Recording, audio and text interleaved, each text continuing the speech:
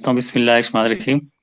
अस्सलाम वालेकुम dear participants, hope you all will be quite fine. तो मैंने आपके साथ पहले ये अपडेट शेयर की थी कि सैटरडे को आज हमारे डॉक्टर प्रोफेसर निसार अहमद, जो मेरे पुराने दोस्त हैं, केमिस्ट्री के एक रिनाउंड प्रोफेसर हैं थ्रू आउट के पी, बल्कि पाकिस्तान में उनका एक नाम है, और ऑनलाइन भी न सिर्फ पाकिस्तान बल्कि बहुत सारे बाहर के ममालिक में भी ऑनलाइन टीचिंग करते हैं। Chemistry super Kang YouTube channel भी है।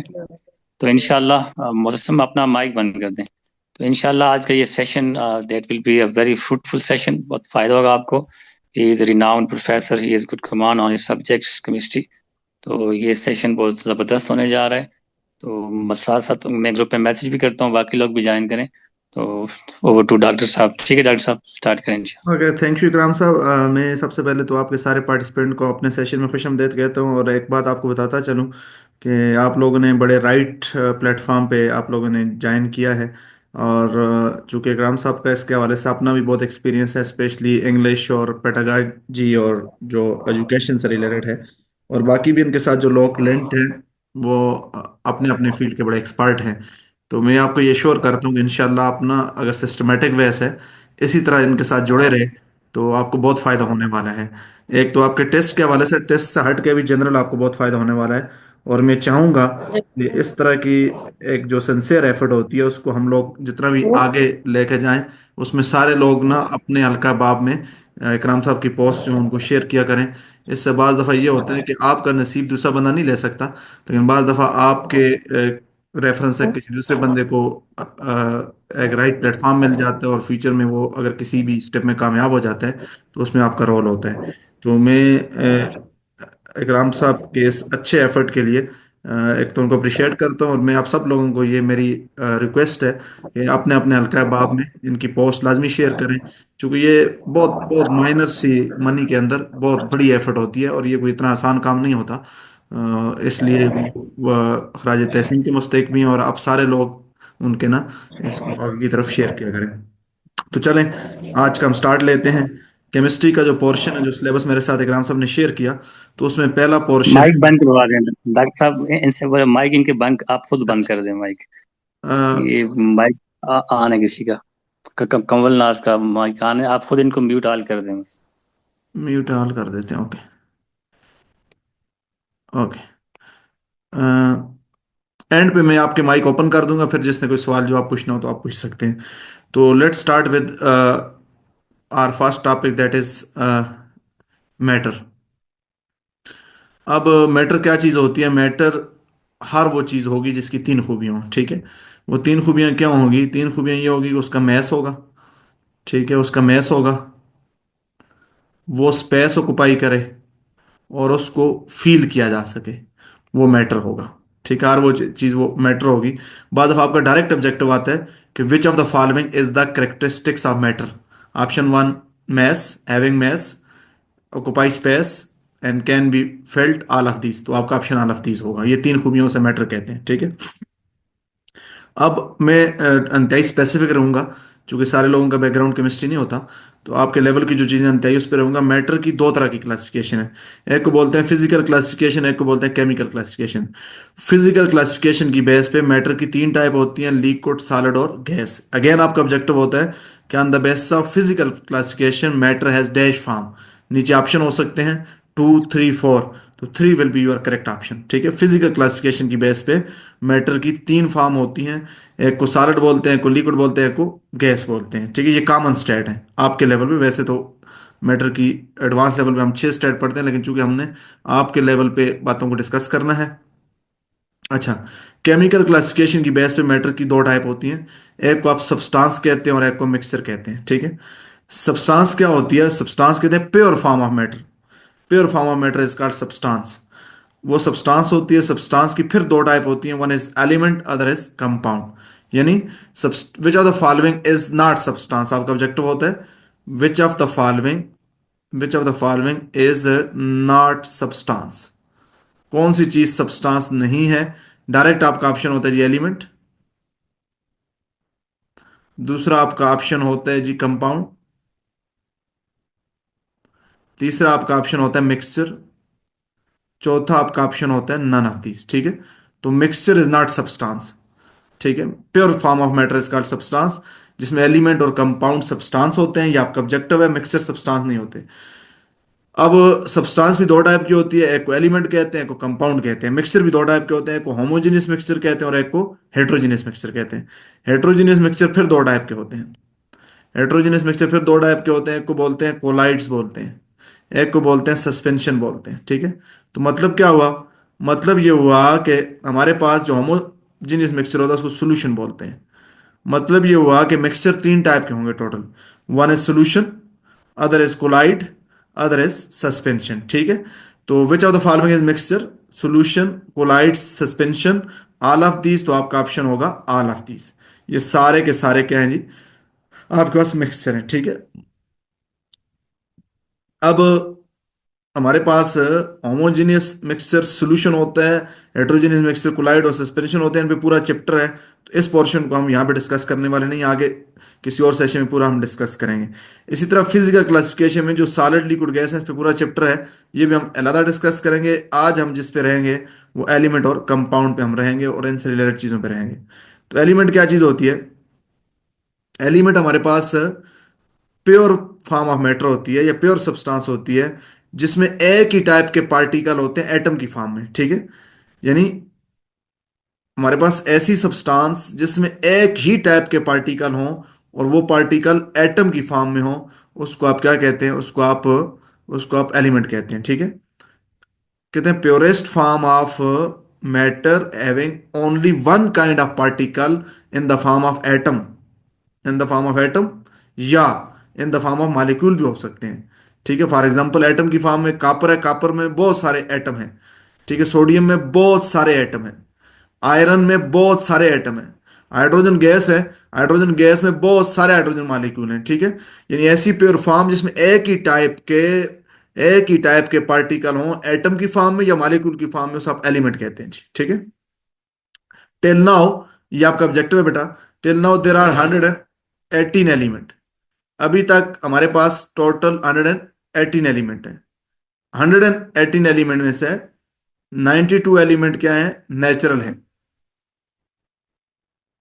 92 एलिमेंट नेचुरल है और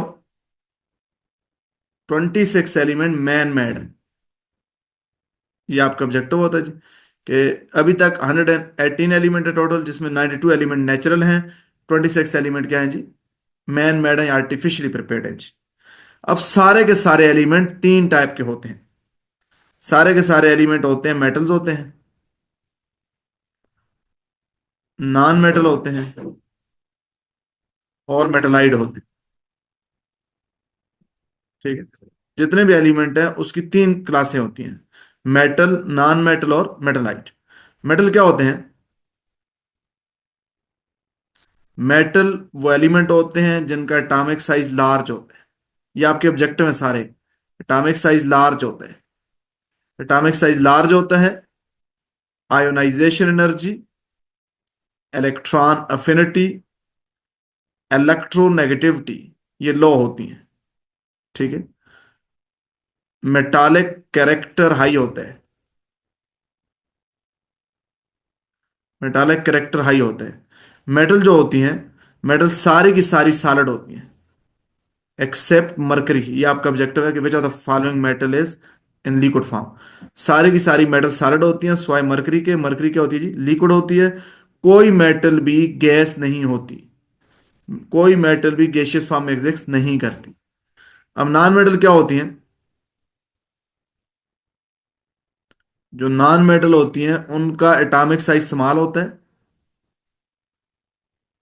एटॉमिक साइज स्मॉल होता है, ionization energy, electron affinity, electronegativity high होती हैं नॉन मेटल की। ठीक है, नॉन मेटल मोस्टली होती हैं सॉलिड और गैसियस फॉर्म में, सॉलिड और गैस फॉर्म में। ब्रोमीन एक ऐसी मेटल है जो लिक्विड फॉर्म में है जी। इसका मतलब ये हुआ कि सारे एलिमेंट में से दो एलिमेंट ऐसे हैं जो लिक्विड फॉर्म में है, जिसमें एक मेटल है दैट इज मरकरी और एक नॉन मेटल है दैट इज ब्रोमीन। ये नॉन मेटल है, ये लिक्विड फॉर्म में है। ठीक है, अब याद रखिएगा कि हमारे पास ऑब्जेक्टिव होता है which of the following is liquid metal. Which of the following is liquid metal? Option one sodium, option two phosphorus, option three bromine, option D none of these. अब जरा गौर करें, which of the following is liquid metal? Liquid भी और metal भी, sodium है ही solid है, फास्फोरस सॉलिड है, ये मेटल भी नहीं है, नॉन मेटल है, सोडियम मेटल है लेकिन ये सॉलिड है, ब्रोमीन लिक्विड है लेकिन ये मेटल नहीं है, तो यहाँ पे हमारा ऑप्शन नन ऑफ दीज बनेगा। ठीक है, यहाँ पे हमारा ऑप्शन क्या बनेगा जी? यहाँ पे हमारा ऑप्शन नन ऑफ दीज बनेगा।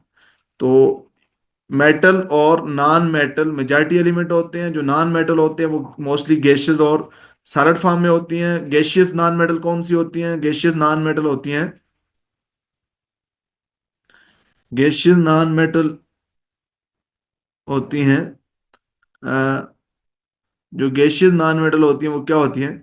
गैशियस नॉन मेटल होती हैं, फास्फोरस है, सल्फर है, सॉरी, गैशियस नॉन मेटल होती हैं क्लोरीन, फ्लोरीन, नियान, आर्गान, ये गैशियस नॉन मेटल है। ठीक है, सॉलिड नॉन मेटल है, जो हमारे पास सॉलिड नॉन मेटल है वो क्या है हमारे पास?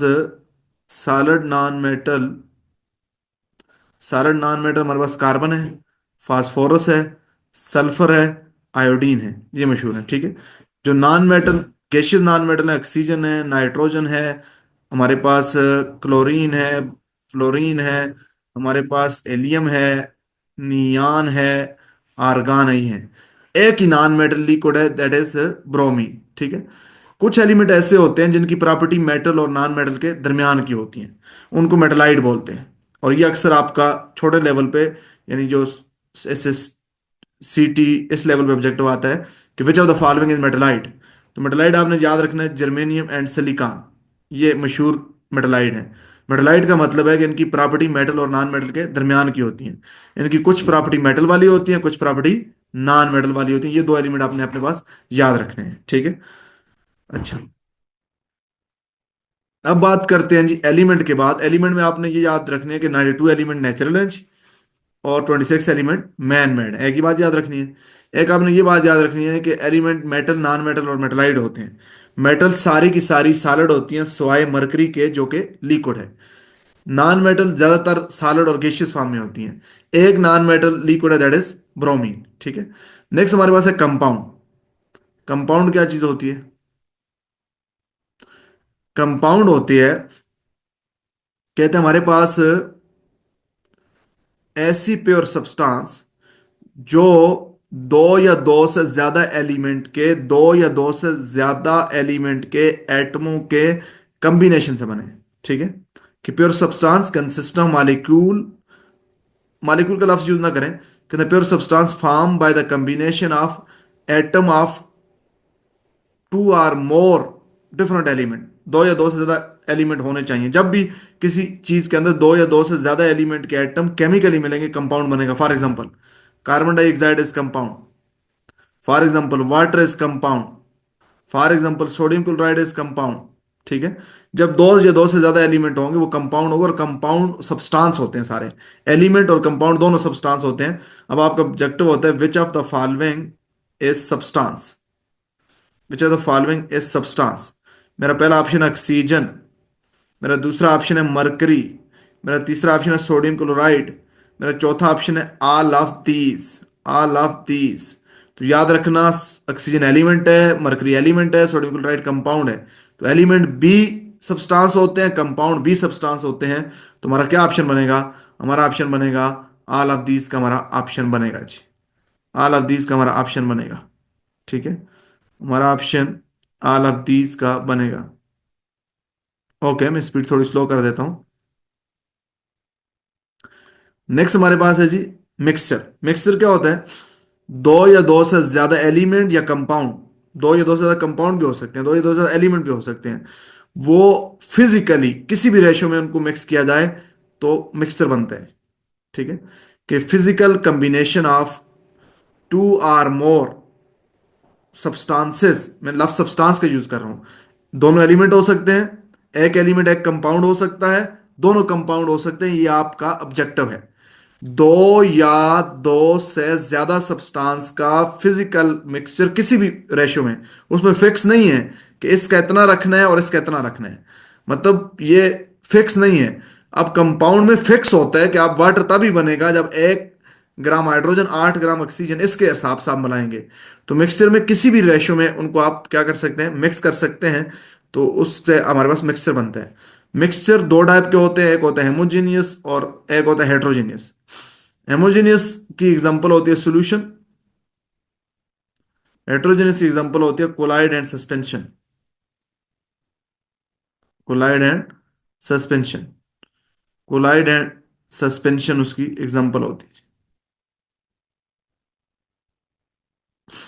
अब इस पे हमारा अलग से चैप्टर आ रहा है, तो इसलिए यहाँ पे और डिटेल जाने की जरूरत नहीं है। ठीक है। फिजिकल एंड केमिकल चेंज क्या होती है? फिजिकल चेंज क्या होती है? फिजिकल चेंज होती है, कहते हैं ऐसी चेंज जिससे किसी चीज की केमिकल कंपोजिशन में फर्क ना आए और उसकी स्ट्रक्चर में फर्क ना आए, उसे आप क्या कहते हैं? उसे आप फिजिकल चेंज कहते हैं। मिसाल के तौर पे हमारे पास वाटर है। वाटर को मैं आइस में कन्वर्ट करता हूं। अब ना तो वाटर की स्ट्रक्चर में फर्क आया, ना उसकी कंपोजिशन में फर्क आया। आइस में भी हाइड्रोजन और ऑक्सीजन ही है, वाटर में भी हाइड्रोजन और ऑक्सीजन ही है, लिक्विड वाटर में। और अगर हम स्टीम बनाते हैं तो स्टीम में भी, स्टीम के अंदर भी हाइड्रोजन और ऑक्सीजन ही है, कंपोजिशन भी वही है और मालिक्यूलर स्ट्रक्चर भी वही है। मालिक्यूलर स्ट्रक्चर भी वही है। मालिक्यूल्स में जो होगा वाटर के मालिक्यूल होंगे, उसमें एंगुलर या बेंट स्ट्रक्चर होगी। तो ऐसी चेंज जिसमें किसी चीज की केमिकल कंपोजिशन और मालिक्यूलर स्ट्रक्चर चेंज ना हो, उसे फिजिकल चेंज कहते हैं। जबकि ऐसी चेंज जिसमें किसी चीज की केमिकल कंपोजिशन चेंज हो जाए और उसकी मॉलिक्यूलर स्ट्रक्चर में चेंज आ जाए, उसे केमिकल चेंज कहते हैं जी। फॉर एग्जांपल, बेटा मेरे पास क्लोरीन है। क्लोरीन की स्ट्रक्चर होती है लीनियर, और क्लोरीन की कंपोजिशन क्या है? Chlorine chlorine. मेरे पास सोडियम मेटल है। सोडियम मेटल में सोडियम एटम होते हैं। ठीक है, सोडियम एटम होते हैं। अब सोडियम और क्लोरीन को मिलाएंगे, सोडियम क्लोराइड बनेगा, कंपोजिशन चेंज हो जाएगी। अब क्लोरीन क्लोरीन भी नहीं रहे, सोडियम एटम एटम भी ना रहे, सोडियम और क्लोरीन रहे, स्ट्रक्चर भी चेंज होगी। इसकी स्ट्रक्चर होती है face scented cubic. Face scented cubic. Chlorine molecule की स्ट्रक्चर थी लीनियर। तो अब यहाँ पे दो चीजें चेंज होगी, स्ट्रक्चर भी चेंज होगी, कंपोजिशन भी चेंज होगी। ऐसी चेंज जिसमें स्ट्रक्चर और कंपोजिशन दोनों चेंज हो, उसको हम क्या बोलते हैं? केमिकल चेंज बोलते हैं। ठीक है।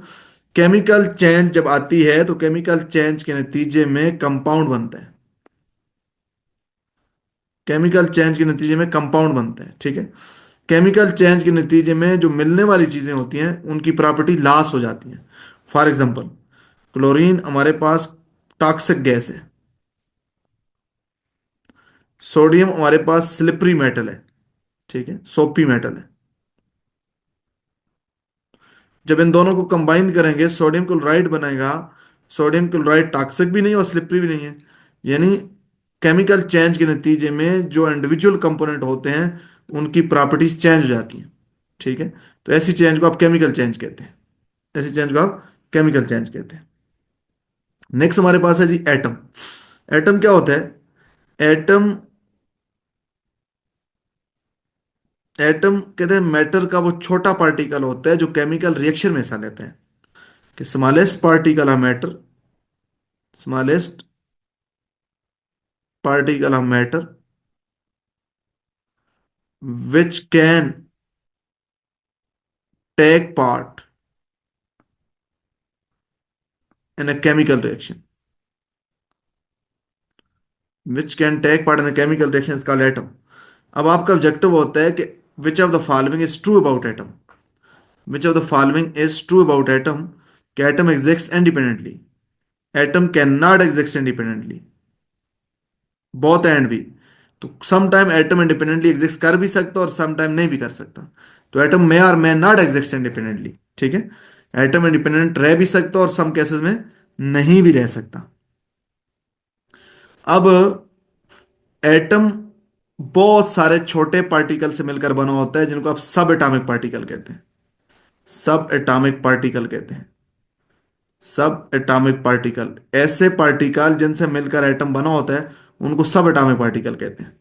सब एटॉमिक पार्टिकल क्या होते हैं? सब एटॉमिक पार्टिकल में तीन बहुत मशहूर हैं, इलेक्ट्रॉन, प्रोटॉन और न्यूट्रॉन। इनको फंडामेंटल पार्टिकल कहते हैं। फंडामेंटल पार्टिकल कहते हैं कौन सा पार्टिकल फंडामेंटल पार्टिकल है जी? Electron, proton, neutron, all of these, तो ऑल ऑफ दीस ये सारे फंडामेंटल पार्टिकल हैं। इनमें से इलेक्ट्रॉन एलिमेंट्री पार्टिकल है।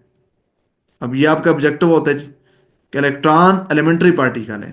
प्रोटॉन और न्यूट्रॉन एलिमेंट्री पार्टिकल नहीं है। इलेक्ट्रॉन एलिमेंट्री पार्टिकल क्यों है?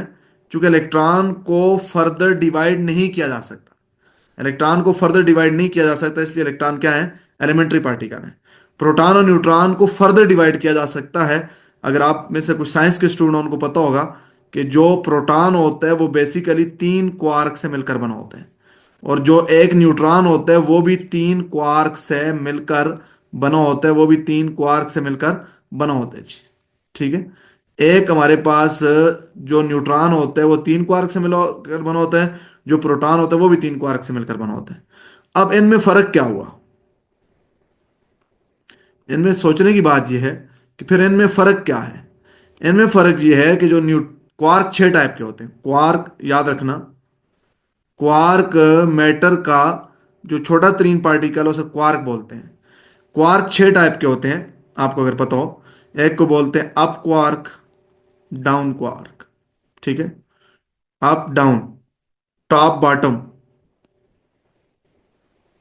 ठीक है। स्ट्रेंज, स्ट्रेंज और चार्म, ये 6 टाइप के क्वार्क होते हैं। जो हमारे पास प्रोटॉन होते हैं, प्रोटॉन में 2 क्वार्क अप होते हैं और एक क्वार्क डाउन होते हैं। ठीक है।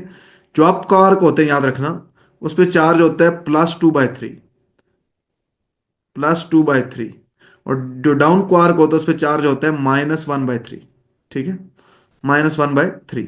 अब इनको अगर आप ऐड करें तो +2/3, +2/3, -1/3, 3 इसका एलसीएम आ जाएगा। 2 + 2 - 1, 3/3, 1। प्रोटॉन पे 1 चार्ज बेसिकली ऐसे आता है। ठीक है। मुझे आ, आप में से कोई अगर साइंस का स्टूडेंट है, मुझे मैक्सिमम बच्चों को ये पता नहीं होता कि 1 चार्ज कैसे है, 1 चार्ज ऐसे होता है। जो न्यूट्रॉन होता है ना, न्यूट्रॉन में भी 3 क्वार्क होते हैं।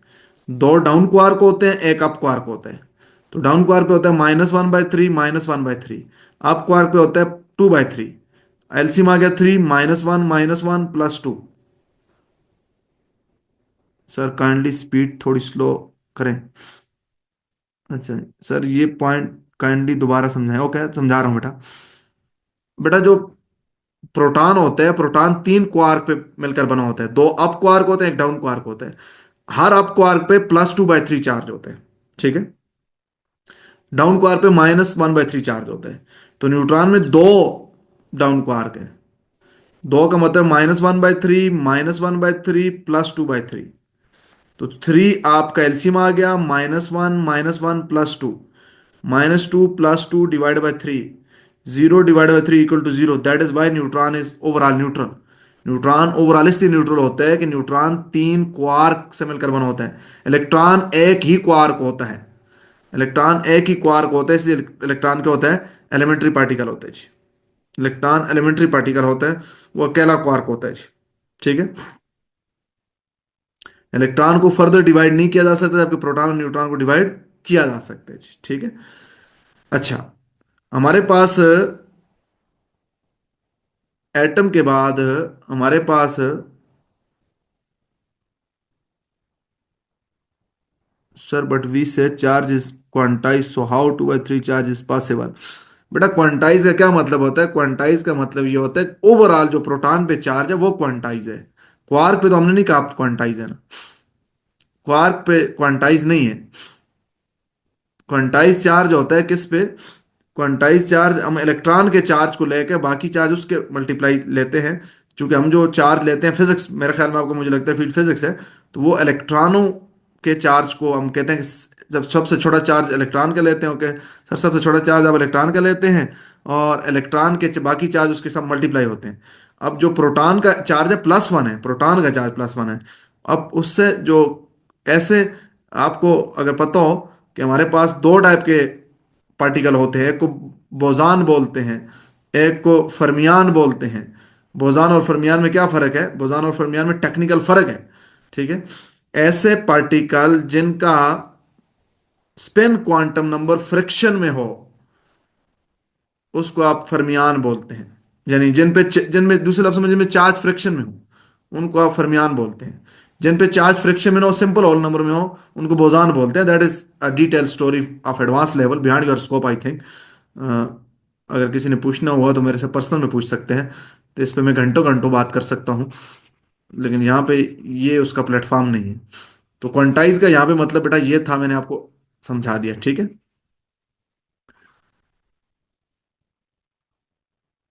नेक्स्ट बात करते हैं जी। नेक्स्ट बात मॉलिक्यूल की करते हैं। मॉलिक्यूल की जब बात करेंगे तो नेक्स्ट बात हम मॉलिक्यूल की करते हैं। मॉलिक्यूल क्या होता है? मॉलिक्यूल मैटर का वो छोटा पार्टिकल होता है जो इंडिपेंडेंटली एग्जिस्ट कर सके, ठीक है। जो इंडिपेंडेंटली एग्जिस्ट कर सके उसको आप मॉलिक्यूल कहते हैं। जो independently, okay sir. Okay sir, ये सेशन रिकॉर्ड पर है सर, मैं अभी तरावी से आया हूँ और बेटा रिकॉर्ड पे है। और आपने काफ़ी यूजफुल चीज़ें मिस की। मॉलिक्यूल क्या होता है? कहते हैं मॉलिक्यूल हमारे पास होता है कि smallest particle of matter which can exist independently, उसे मॉलिक्यूल कहते हैं। फॉर एग्जांपल, अब फॉर एग्जांपल फॉर एग्जांपल हमारे पास which of the following is molecule. Which of following is molecule, कहते हैं कौन सा मॉलिक्यूल है? Option one sodium, option two magnesium, option three helium, option D all of these. यहाँ पे सोडियम अकेला एग्जिस्ट नहीं कर सकता, बहुत सारे सोडियम एटम मिलकर एग्जिस्ट करते हैं, ठीक है। इसी तरह मैग्नीशियम अकेला एग्जिस्ट नहीं कर सकता, बहुत सारे मैग्नीशियम मिलकर एग्जिस्ट करते हैं। तो ये दोनों मॉलिक्यूल है ही नहीं है। हेलियम अकेला एग्जिस्ट कर सकता है, ये मॉलिक्यूल है, ठीक है। अब फॉर एग्जांपल O2 अकेला एग्जिस्ट कर सकता है, मॉलिक्यूल है। CH4 अकेला एग्जिस्ट कर सकता है, मॉलिक्यूल है। ऑक्सीजन के मॉलिक्यूल में दो एटम है, मीथेन के मॉलिक्यूल में पांच एटम है। किसी एक मॉलिक्यूल में जितने एटम होते हैं उसको एटॉमिसिटी बोलते हैं। ये आपका ऑब्जेक्टिव होता है, अक्सर ऑब्जेक्टिव होता है कि atomicity of glucose is, glucose बेटा होता है C6H12O6। ग्लूकोज की एटॉमिसिटी होती है 24। एटॉमिसिटी ऑफ शुगर है, शुगर क्या होता है? C12H22O11। तो ग्लूकोज की एटॉमिसिटी होती है 45, ठीक है। यानी किसी एक मॉलिक्यूल के अंदर टोटल नंबर ऑफ एटम जो होते हैं उस आप क्या कहते हैं? उस आप उस आप एटॉमिसिटी कहते हैं जी। मॉलिक्यूल की दो मेन टाइप होती हैं, कहते हैं होमो एटॉमिक मॉलिक्यूल या होमोन्यूक्लियर मॉलिक्यूल उसे कहते हैं। एक को बोलते हैं हेट्रोन्यूक्लियर मॉलिक्यूल। होमोन्यूक्लियर मॉलिक्यूल क्या होते हैं? होमोन्यूक्लियर मॉलिक्यूल ऐसे मॉलिक्यूल होते हैं जिसमें एक ही एलिमेंट के सारे एटम हो। कहते हैं molecule having atom of the same element are called homonuclear molecule या होमो एटॉमिक मॉलिक्यूल उन्हें कहते हैं। जिसमें एक ही एलिमेंट के एटम हो उसको होमो एटॉमिक मॉलिक्यूल कहते हैं। For example O2 homo atomic molecule है। For example P4 homo atomic molecule है। For example helium homo atomic molecule है। होमो एटॉमिक मॉलिक्यूल मोनोटॉमिक भी हो सकते हैं जिसमें एक एटम हो, डाइटॉमिक भी हो सकते हैं और पॉलीटॉमिक भी हो सकते हैं। पॉलीटॉमिक का मतलब होता है जिसमें तीन या तीन से ज्यादा एटम, तीन या तीन से ज्यादा एटम, उसे पॉलीटॉमिक कहते हैं, ठीक है। For example which of the following is polyatomic molecule? P4 एसेट O3, ये पॉलीटॉमिक मॉलिक्यूल है। पॉली एटॉमिक होमोन्यूक्लियर मॉलिक्यूल है। यानी ऐसे मॉलिक्यूल जिसमें एक ही एलिमेंट के एटम हो उसको होमोन्यूक्लियर या होमोएटॉमिक मॉलिक्यूल कहते हैं जी, ठीक है। होमोएटॉमिक मॉलिक्यूल मोनोटॉमिक भी हो सकते हैं, डाइटॉमिक भी हो सकते हैं और पॉलीटॉमिक भी हो सकते हैं, depending depending on the number of atom in molecule. दूसरी टाइप के मॉलिक्यूल होते हैं उसे हेट्रोन्यूक्लियर मॉलिक्यूल कहते हैं या हेट्रोएटॉमिक मॉलिक्यूल कहते हैं। कहते हैं ऐसे molecule allium is atom, yes allium atom भी है, मॉलिक्यूल भी है, मोनोटॉमिक मॉलिक्यूल है। वो अकेला एग्जिस्ट कर सकता है, इसलिए मैंने एटम के बारे में बात की है। इट मे और मे नॉट एग्जिस्ट इंडिपेंडेंटली। सिर्फ नोबल गैसेस के एटम इंडिपेंडेंटली एग्जिस्ट कर सकते हैं, ठीक है। तो हेट्रोएटॉमिक मॉलिक्यूल क्या होते हैं? ऐसे मॉलिक्यूल जिसमें दो या दो से ज्यादा एलिमेंट के एटम हो। हेट्रोएटॉमिक मॉलिक्यूल को क्या कहते हैं? कंपाउंडर मॉलिक्यूल भी कहते हैं, ठीक है। हेट्रोएटॉमिक मॉलिक्यूल मानो नहीं हो सकते, ये डाई हो सकते हैं, लाइक NO। क्योंकि उसमें दो या दो से ज्यादा एलिमेंट के एटम होने चाहिए। ये हो सकते हैं H2O, H2O की एटॉमिसिटी ट्राई है, 3 है। PCl5, ये होमो सॉरी ये हेट्रो एटॉमिक मॉलिक्यूल है।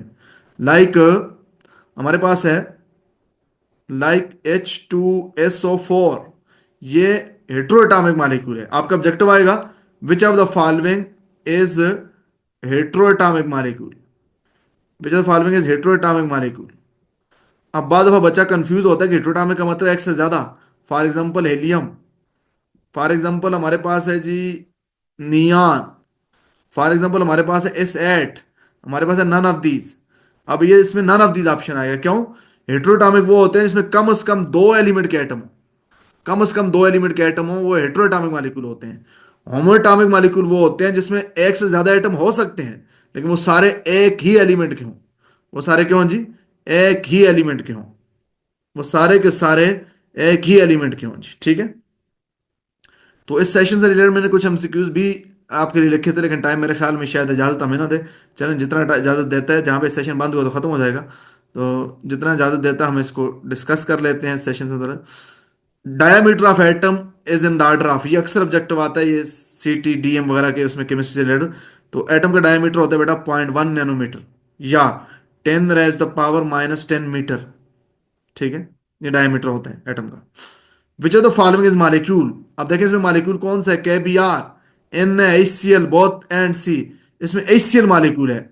जब किसी कंपाउंड में मेटल हो जाए वो मॉलिक्यूल नहीं होता। KBr is not metal, so KBr is not molecule. KBr formula unit होता है। KBr अकेला एग्जिस्ट नहीं कर सकता, बहुत सारे KBr मिलकर एग्जिस्ट करते हैं, ठीक है। जब भी किसी कंपाउंड में मेटल होगी, ये याद रख लीजिएगा, वो कभी मॉलिक्यूल नहीं हो सकता, ठीक है। सोडियम तो ही मेटल है, ठीक है। तो मॉलिक्यूल यहाँ पे NaClH। नेक्स्ट आ जाओ बेटा। हमारे पास अभी 2 मिनट रहते हैं, चलें हमको। Which the following is true about atom, it is the smallest particle of matter, all the atom of same element are identical are like, atom के neither be create nor destroy, none of these. तो which of the following is true about atom, none of these. Atom smallest particle नहीं है, quark smallest particle है। किसी element के सारे atom एक जैसे नहीं होते, आइसोटोप होते हैं। एटम को पुराने वक्तों में कहते थे कि एटम को क्रिएट भी नहीं किया जा सकता, डिस्ट्रॉय भी नहीं किया जा सकता। अब हम कह सकते हैं कि एटम को एनर्जी में कन्वर्ट किया जा सकता है, एनर्जी को एटम में कन्वर्ट किया जा सकता है, ठीक है। Which of the following is oligoatomic molecule, बेटा अच्छा लिगोटॉमिक वो होता है जिसमें 3 से लेकर 10 तक एटम हो। अलिगोटॉमिक वो होता है जिसमें 3 से लेकर 10 तक एटम हो। ऑक्सीजन में 2 होते हैं, ग्लूकोज में 24 होते हैं, शुगर में 45 होते हैं, मीथेन में 5 होते हैं। तो मीथेन अलिगोटॉमिक मॉलिक्यूल है जी। अलिगोटॉमिक is a type of polyatomic. ओलिगोटॉमिक में क्या होता है? जिसमें 3 से 10 एटम हो, 3 से 10 एटम हो जी, ठीक है। नेक्स्ट हमारे पास है polyatomic homonuclear molecule. Polyatomic homonuclear molecule, sulphuric acid ये होमोन्यूक्लियर नहीं है, क्लोरीन होमोन्यूक्लियर नहीं है। हेलियम क्लोरीन होमोन्यूक्लियर है, लेकिन ये डाइटॉमिक है। पॉलीटॉमिक उसने कहा, हेलियम तो मोनोटॉमिक है। तो हमारा ऑप्शन यहाँ पे नन ऑफ दीज आएगा जी, ठीक है।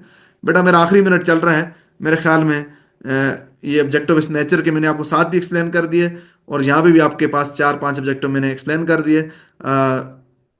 ये सेशन आपको रिकॉर्डेड फॉर्म में भी मिल जाएगा, आज ना मिला तो कल मिल जाएगा।